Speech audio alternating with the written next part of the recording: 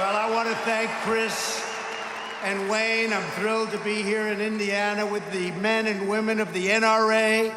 You are great American patriots. Chris Cox, Wayne LaPierre, Oliver North. I've been following Oliver for a long time. Great guy. 3 extraordinary champions for the Second Amendment.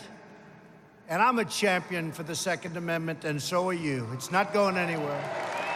It's under assault.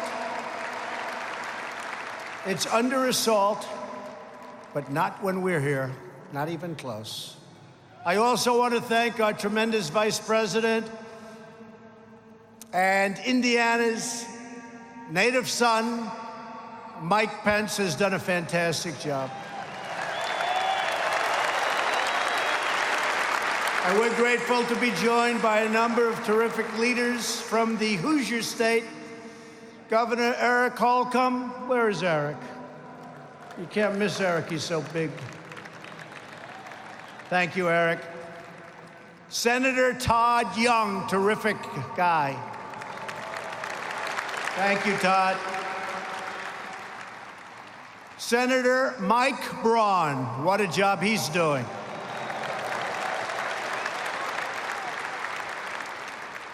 And Representative Greg Pence, his familiar name. Thank you, Greg. Jackie Walorski. Jackie, thank you. Jim Baird and Jim Banks, great representatives. Thank you all very much. Tremendous help, tremendous. I also want to recognize Secretary of the Interior, David Bernhardt. What a job he's been doing. David, thank you. Thank you. A great friend of mine, Kentucky Governor Matt Bevin.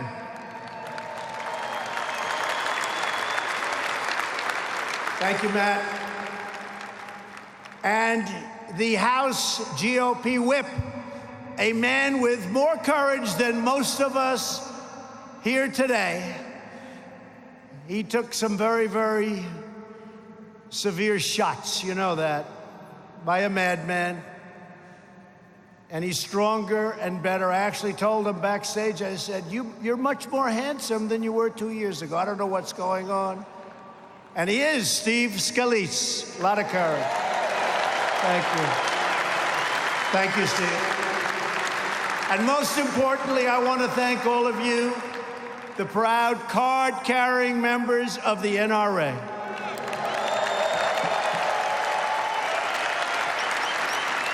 Every day you stand up for our God-given rights without exception, without fail, and without apology.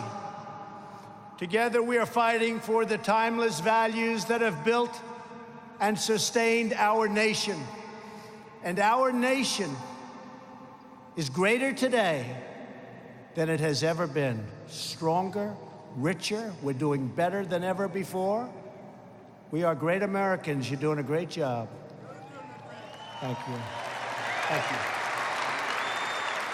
you. We believe in the rule of law, and we will always protect and defend the Constitution of the United States.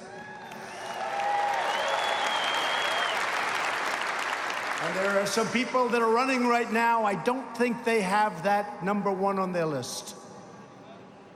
We believe that children should be taught to love our country, honor our history, and always respect our great American flag. And we believe in the right to self-defense and the right to protect your family, your community, and your loved ones. We believe in the wisdom of our founders, and we believe in freedom and liberty and the right to keep and bear arms.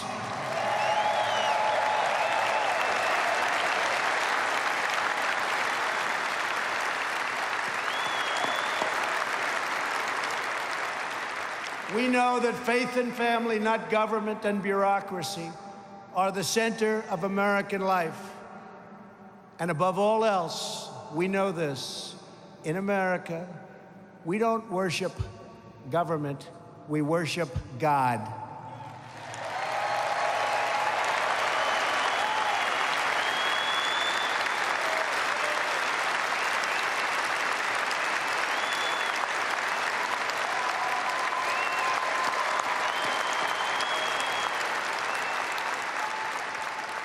Every day of my administration, we are taking power out of Washington, D.C., and returning it to the American people where it belongs.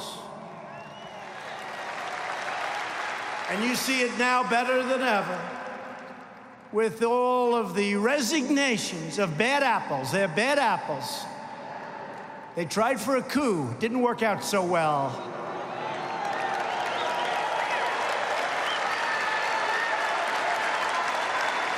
And I didn't need a gun for that one, did I?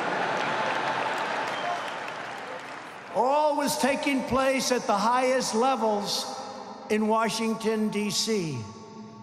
You've been watching, you've been seeing, you've been looking at things that you wouldn't have believed possible in our country. Corruption at the highest level, a disgrace. Spying, surveillance, trying for an overthrow, and we caught him. We caught him. Who would have thought in our country? But it's called what we all together have done. Started 2.5 years ago on that great November 8th. That was a great day. Remember that day? Great day. And in 1.5 years, we have one called November 3rd. It's November 3rd this time. Get ready to vote. You better. You better get ready to vote. But it's all called draining the swamp, and we are doing it faster than anyone ever thought possible. Very proud of it.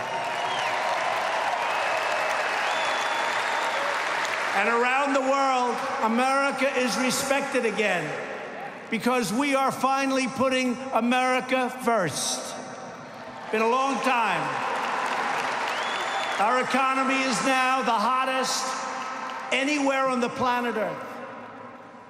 Just this morning, we learned that the GDP smashed expectations with the economy growing at an annual rate of 3.2% in the first quarter, always the worst quarter for whatever reason.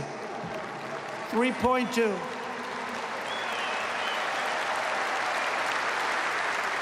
And if we kept the same interest rates and the same quantitative easing that the previous administration had, that 3.2 would have been much higher than that, but they hadn't hit these numbers in 16 years. We had a tremendous increase in inventory investment. You know what that means? And listen to this, a very big increase in net exports. Isn't it about time? Isn't that nice? We've added almost 6 million jobs since my election. And if I would have said that during the campaign, all of those people back there, we call them the fake news, they wouldn't have believed it. They're fake. They're fake. Blue-collar jobs recently grew at the fastest rate in more than 3 decades. Nearly 5 million Americans have been lifted off of food stamps since our election. Wages are rising fast, and the lowest paid workers are making the biggest percentage gains of all, and that's nice to hear. It's about time. Unemployment recently achieved its lowest rate in 51 years, and very shortly, it should be its lowest rate in the history of our country. African American, Asian American, Hispanic American have reached the lowest levels of unemployment in our history.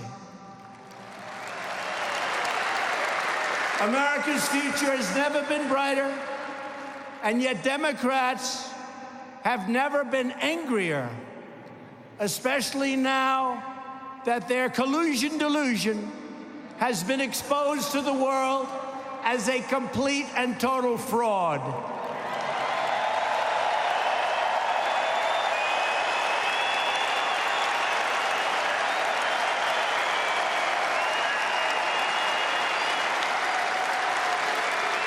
It's been the greatest political hoax ever in our country.